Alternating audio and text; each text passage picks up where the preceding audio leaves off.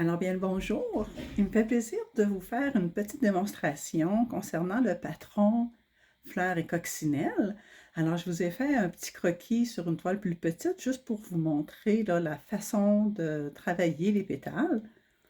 J'ai fait préalablement là, ma préparation pour faire les couches de fond. Donc ça c'est le mélange 1, 2 et le mélange 3 avec le blanc et le noir. J'utilise des pinceaux Simply Simons. Dans ce cas-ci, il y a trois différents pinceaux. Donc, le petit angulaire 1/4, le 3/8 et le petit pinceau Script Liner. J'aime travailler avec ces pinceaux-là parce qu'ils ont la fibre assez rigide. Donc, en travaillant avec la peinture PBO, voyez-vous qu'elle est quand même assez onctueuse. Ça nous permet de faire un beau trait de pinceau et de laisser travailler la fibre, donc ça nous donne un fini, comme j'appelle souvent dans mes ateliers, une petite traînée. Donc ce qui va faire, ça nous donne un beau petit dégradé à la fin de notre coup de pinceau. Donc je débute en mettant le pinceau dans l'eau et je viens tout simplement venir cambrer mon pinceau, je ne sais pas si vous voyez bien. Je viens juste enlever le surplus d'eau, voyez-vous, juste sur le rebord comme ça en l'appuyant, ce qui évite que mon eau puisse dégoûter sur mon tableau ou ma palette, mais surtout ne pas venir enlever l'eau. J'ai besoin d'avoir ce pinceau-là gorgé d'eau, c'est ce qui me donne un lavis, c'est ce qui me donne une certaine transparence et toutes les dimensions. Donc le grain de la toile, là, on le voit encore un petit peu, ça ne fait pas une couvrance totale. Je viens charger mon pinceau. Je vais commencer avec le mélange 1, lui qui est le plus foncé. Donc, voyez-vous, je viens charger mon pinceau. Voilà. Et l'angulaire, je le travaille toujours, moi, par mon départ et la pointe et le talon. La partie la plus courte, c'est la direction de mon coup de pinceau. Donc, si je pars dans le haut d'un pétale dirigé vers le bas, alors ma pointe va être vers le haut et mon talon va être vers le bas. Si je fais l'inverse, exemple, je veux partir du bas et remonter vers le haut, voyez-vous, je pivote mon pinceau pour que la pointe soit le départ et le talon soit la direction de mon coup de pinceau. Souvent, je donne l'exemple pour monter mes pétales de faire un petit peu comme une illusion que, je vais juste faire des points pour vous montrer, là, que mon pétale est séparé en deux. Ça nous donne plus de facilité à savoir diriger le premier coup de pinceau. Je pars toujours la tranche mince de mon pinceau directement sur la ligne du croquis. Donc, voyez-vous, je pars directement sur la ligne. Souvent, ce que les gens font comme erreur, ça peut se faire, mais ça ne donne pas la même lecture du pétale. Le pétale a moins l'air à vraiment sortir du cœur et aller vers l'extérieur. Donc, ils vont aller chercher l'autre partie du pétale, puis ils vont le ramener, ce qui donne un effet là, de pointu ou de désaxer le pétale. Alors, je vais juste réhumidifier parce que j'ai parlé longtemps et la peinture sèche relativement rapide. Alors, je pars directement sur le rebord et lorsque je vais déposer et commencer à glisser mon pinceau, voyez-vous, là, je vais le pivoter pour aller chercher ma largeur de ma tranche, ce qui va combler plus rapidement l'espace à peindre. Donc, je dépose, je glisse et voyez-vous, je lève tout doucement avant d'arriver à la fin de ma jonction avec le cœur. Je pars de l'autre côté du pétale, toujours de la même façon. Donc, je pars dans le haut, voyez-vous, sur la ligne du croquis et je vais faire la même chose. Donc, je dépose, je glisse et je soulève délicatement avant d'arriver à la fin. L'espace ici qui est non peint, je vais remettre la tranche de mon pinceau parce que je n'ai pas mis de peinture. Donc, voyez-vous, je n'irai pas commencer à plat parce que ces deux parties-là ont déjà eu de la peinture. Je vais simplement partir ma partie mince du pinceau et là, je vais le pivoter pour remplir l'espace. Si vous avez besoin, voyez-vous, on peut venir faire des liens en faisant des petits coups de pinceau. Mais le plus important, là, c'est de voir qu'on voit encore l'effet du noir en dessous. Cette technique-là, c'est vraiment de la superposition de teintes, des variances de tonalité, mais on veut sentir tous les dégradés. Alors, c'est pour ça que je ne veux pas faire peindre mon pétale opaque. Voilà la raison pourquoi je travaille avec de l'eau sur mon pinceau. Ça me donne un lavis, mais un lavis qu'à chaque coup de pinceau que je vais donner va être différent parce que je le mélange toujours à même le pinceau et non pas faire une préparation à côté de mélange d'eau et de peinture que je viens toujours charger. Donc, j'aurai toujours la même variante. C'est pas vraiment ça que je recherche. J'aime avoir de la diversité. J'aime avoir des variances de teintes. Alors, je recharge mon pinceau et je vais continuer à vous montrer les autres pétales. On monte toutes les pétales avec la même préparation, la première étape. Je dépose, je glisse et je lève. Je peux me les chevaucher tout de suite aussi. Je ne suis pas obligée d'aller directement sur l'autre côté immédiatement, là.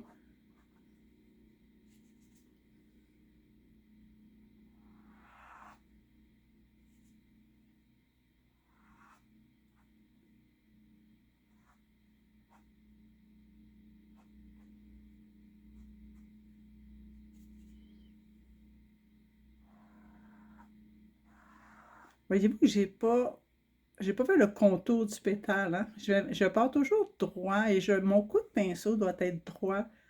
Parce que le pétale, quand il grandit, il part du cœur et il s'en va vers l'extérieur. Donc, le pétale, ici, là, j'oublie que j'ai des pétales en avant-plan. Là, le pétale est ici. Alors, je ne peux pas prendre mon coup de pinceau puis aller sillonner autour du pétale. Ça nous donnerait un effet vraiment là, de tout croche. Alors, il faut vraiment juste lever le pinceau, repartir au centre et allonger le coup de pinceau vers le cœur. C'est la direction des pétales qui est importante.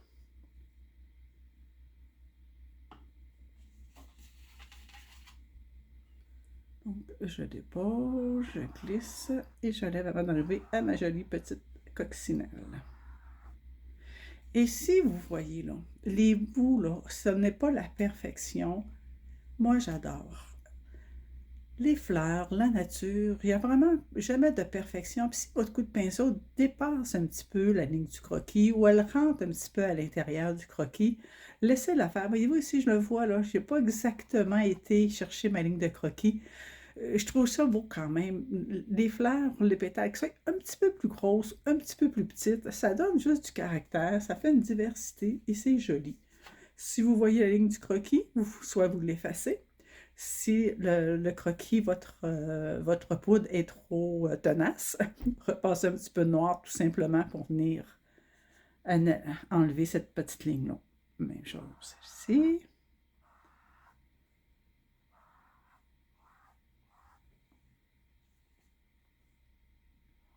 Et là, on est vraiment dans la construction de notre fleur. Parce que je vais venir mettre un petit peu de lumière dans ça tout à l'heure. Vous allez voir tout l'effet vient se concrétiser. Ça raconte l'histoire, comme souvent je dis. Voyez-vous que celui-ci, je pars toujours de la même façon. Hein? Je vais partir de l'extérieur vers le cœur, sauf ceux-là ici. Ceux-là, je veux donner vraiment l'effet de galber sur le devant, qui sortent du cœur et que ma lumière est sur le dessus. Vous allez voir que mon coup de pinceau va être un petit peu différent. Ici, je lève avant d'arriver à ma petite coccinelle.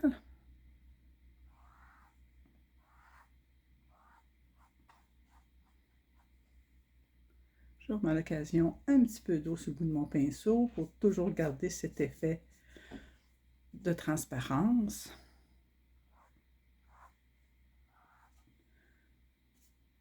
Alors, voyez-vous, ces trois ici, là, je vais partir ma tranche mince de mon pinceau, toujours de la même façon sur la ligne du croquis, mais je vais le partir, là, quasiment que je fais du contorsionnisme pour que vous puissiez bien voir. Mais voyez-vous, je vais la partir sur le dessus. Donc, je ne partirai pas avec la tranche plat et descendre, je vais courber mon coup de pinceau. Donc, je pars directement sur la ligne du croquis. Mon talon, le pied, va suivre la ligne extérieure du pétale. Donc, je dépose et je glisse. Et ça, là, lorsqu'on va commencer à mettre de la lumière, vous allez voir, tout l'effet va venir se concrétiser.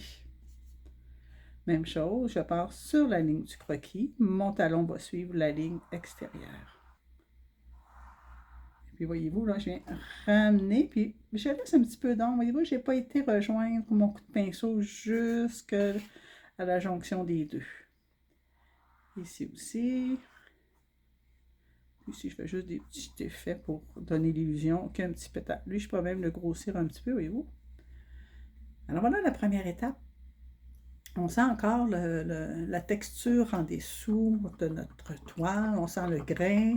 Il y a des variances de teintes qui se sont installées parce que, comme je vous l'expliquais tantôt, chaque chargement est unique et différent, donc ça donne des variances. Alors là, cette première étape-ci, on a rempli les pétales à 100% ou presque, là, en laissant un petit peu d'ombre en dessous. Ça ici, ça va être ma tige.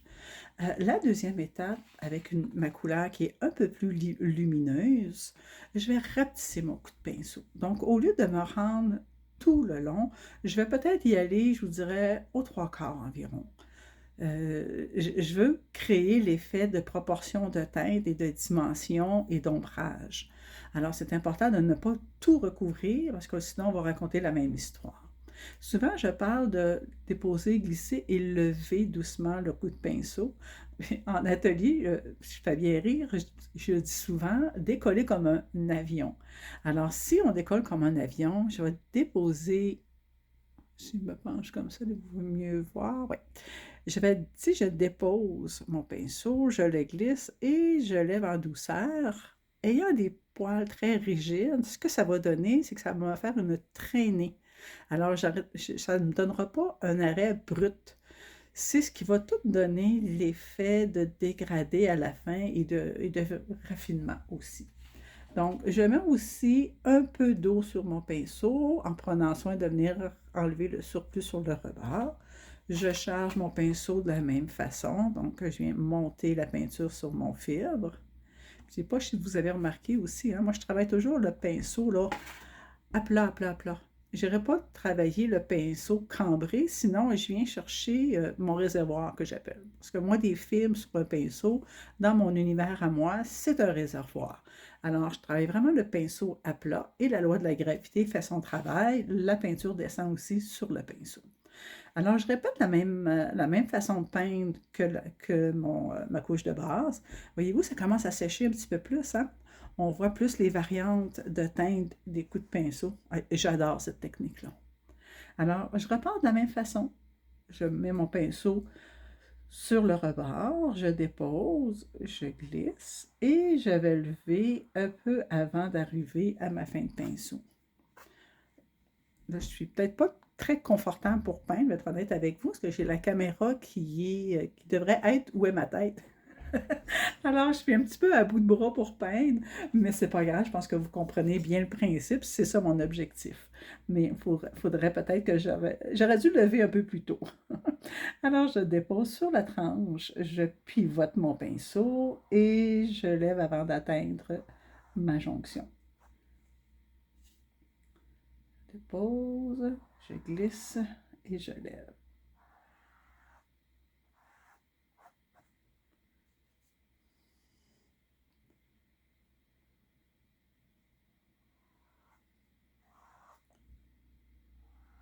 Hein?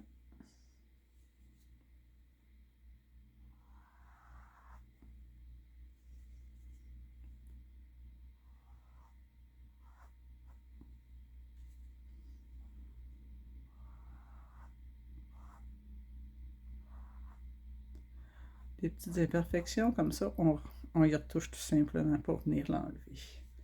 Et si toutefois, là, vous avez un pétale, vous dites, je l'aime pas, j'ai vraiment moffé, c'est mon premier coup de pinceau, c'est simple, hein? Votre fond il est noir, repassez une couche de noir, refaites votre contour avec soit un petit crayon blanc, puis refaites votre fleur, votre pétale tout simplement. Là. Le noir, j'adore pour ça.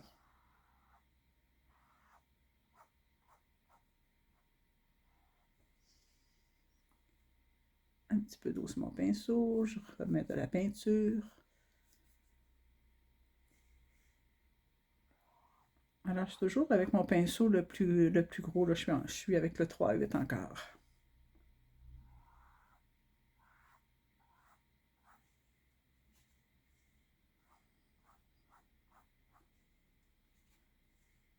Avec le projet où vous avez les 3 fleurs, lorsque vous allez tomber dans des petits pétales, là, je vous suggère de changer le pinceau. Là. Utilisez tout de suite le 1/4 pour avoir plus de maîtrise sur votre pinceau. Et puisque j'en fais juste une, là, le 3-8 me convient très bien. Si c'est pas sèche, je vais venir en enlever un petit peu. Donc, je dépose.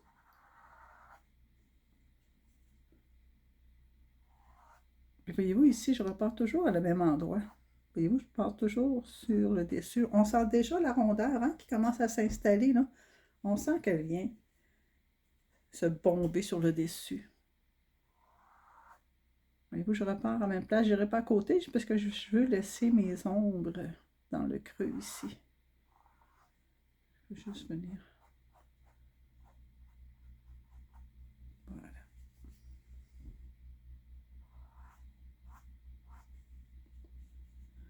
Je vais la courber, donc je vais juste lui donner l'accent. Je peux juste venir l'attacher au cœur avec le petit trait, la tranche mince du pinceau. Même chose ici pour cette dernière-là. Ici, je viendrai plus donner de coloration. C'est comme l'arrière de ce pétale-ci. Donc, je veux le laisser dans l'ombre. Je ne viendrai pas en remettre supplémentaire. Et voilà. Alors, voici pour la deuxième teinte. Je nettoie mon pinceau. Et maintenant, je vais aller avec la coloration qui est plus lumineuse. Alors, vous allez comprendre cette étape-ci, que je dois vraiment rapetisser mon coup de pinceau. Donc, les étapes vont vraiment, là, ma première étape était complète, la deuxième, disons, 3/4, celle-ci, je vais plus y aller, là, à la demi, et je vais m'amuser à l'occasion à restructurer certains pétales. Quand je parle de restructurer, là, si on regarde ici, là, c'est pas évident à savoir laquelle prend le premier plan et laquelle prend le deuxième plan. Alors souvent, je vais y aller avec ma petite tranche mince de peinture. Si je veux dire que celle-ci, elle passe en avant de celle-là, bien, je vais venir refaire le contour de celle-ci. Alors automatiquement, celle-ci va tomber en premier plan et elle en deuxième plan. Donc les écarts vont plus se faire sentir. À cette étape-ci, je mets encore de l'eau dans mon pinceau. Les deux seuls endroits où est-ce qu'on ne devrait pas mettre de l'eau, ça serait si on fait des corrections avec le noir. Si on veut refaire de l'ombre, si, exemple, je juge peut-être que tantôt, ici, j'ai trop de lumière, je viens remettre du noir. Et le blanc, à la dernière étape, on va avoir un blanc qui est pur, un blanc qui est franc. Donc, je n'irai pas mettre d'eau sur mon pinceau. J'utilise la dernière teinte. Vous allez voir qu'elle est beaucoup plus dynamique. Là, je fais ça rapidement. Hein. C'est peut-être un petit peu humide encore, mais pour l'exercice, là, je pense que ça va bien aller. Alors, je débute. Comme je disais, je vais aller ma lumière beaucoup moins longue. Voyez-vous comme je décolle comme un avion? On sent vraiment la traînée. C'est magnifique. J'adore cette technique-là. Puis ici, là, vous voyez la petite ligne, puis ça vous tente de venir l'élargir, là. On peut venir, voyez-vous, avec la tranche main, tout simplement. Peut-être que ça vous semble blanc dans la vidéo, là, mais ce n'est pas du tout blanc. Vous allez voir tout à l'heure, le blanc, là, l'impact est beaucoup plus puissant. Alors, je dépose toujours, même technique. Et je lève.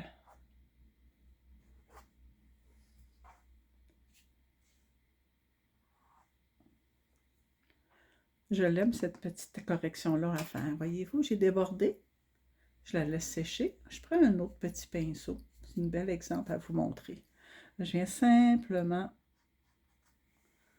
mettre du noir. Je viens corriger si j'ai besoin de corriger. Mais peut-être que je l'aurais laissé tel quel, là, mais c'est juste un petit exemple là, que je profite de la situation pour vous le montrer. Alors, même chose. Je continue. Toujours avec un petit peu d'eau.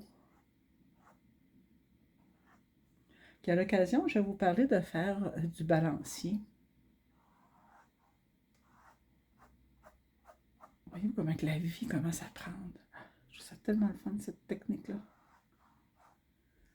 Là, je sens, quand vous sentez qu'il y a un petit peu de résistance sur le pinceau, que ça glisse pas comme ça glissait les autres étapes, ça devrait être un repère pour vous de dire, il manque un petit peu d'eau sur mon pinceau.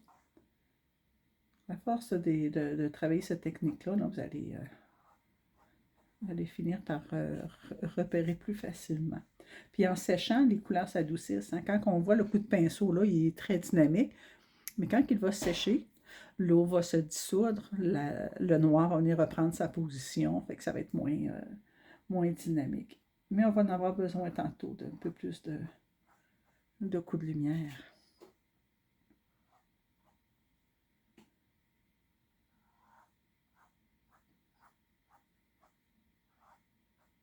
Et nous que je vous parlais, là, je suis venue juste donner la petite tranche mince. C'est venu tout de suite positionner qu'elle est en arrière-plan, celle-ci est en premier plan.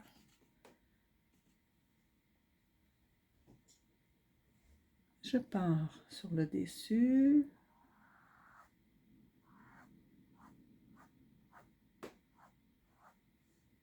Je peux venir faire la tranche pour venir la positionner.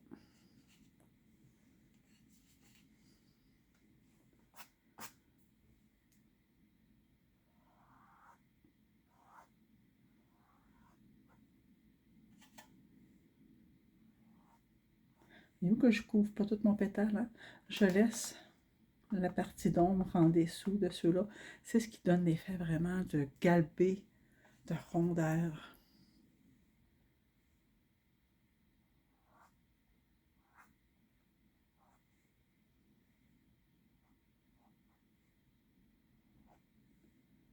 Un petit coup d'éclat ici, tout simplement. Un autre petit là.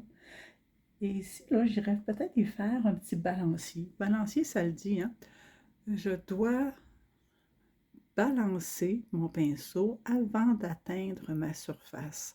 Donc, ce que ça va me donner une traînée en avant et une traînée en arrière et non pas des coups de pinceau très bruts. Donc, on sent moins le départ et moins la fin. Donc, je vais balancer avant d'atteindre ma surface et voyez-vous, ça va venir donner un petit peu de lumière.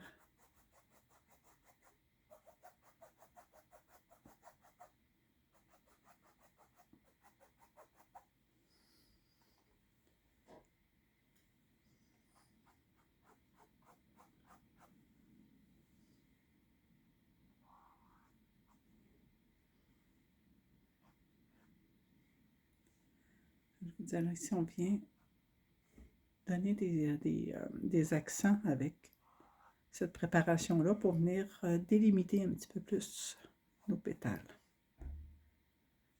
Il manque celle-ci aussi. Un petit coin de lumière. Puis si vous voulez en donner un petit peu plus, hein, vous avez, c'est votre tableau, hein, vous avez vraiment l'opportunité de faire ce qui vous convient, de le mettre au niveau de lumière.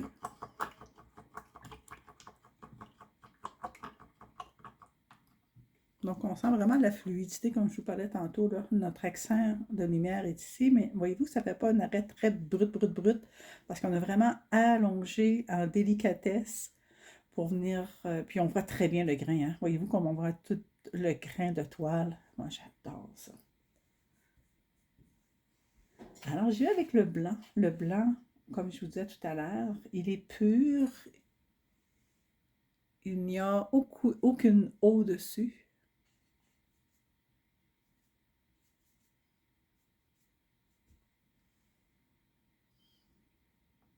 Je m'assure que ça soit bien sèche.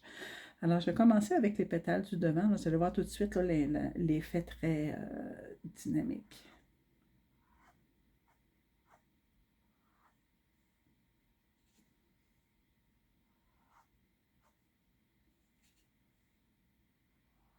Sur ces pétales-ci, c'est possible qu'on doit en mettre là, plus qu'une couche pour donner vraiment la plus grande lumière sur ces pétales-là. Alors, en mettant pas d'eau, ça glisse un peu moins. Mais voyez-vous tout l'effet. Ça fait comme un wow immédiatement.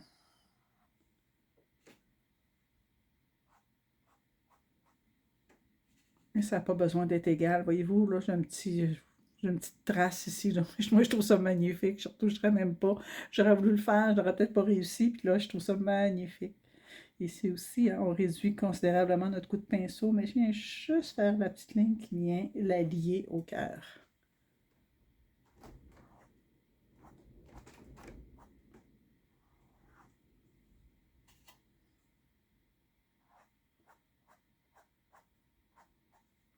On peut faire un petit balancier si on désire. Hein, à peine si on effleure notre tableau. Hein. Et là, je vais venir lui donner une tranche bien mince de blanc pour venir la rendre, la positionner. Celle-ci aussi.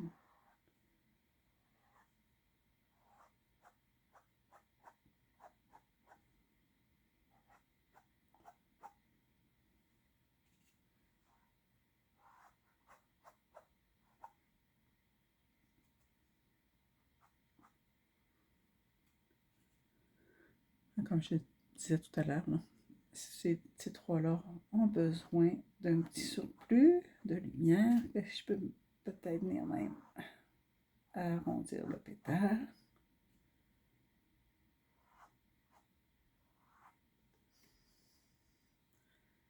Voilà, alors pour la démonstration des pétales, j'espère que vous avez apprécié ce petit exemple, ces explications. Alors, je vous souhaite vraiment du plaisir à peindre ce projet et au plaisir de se rencontrer la prochaine fois.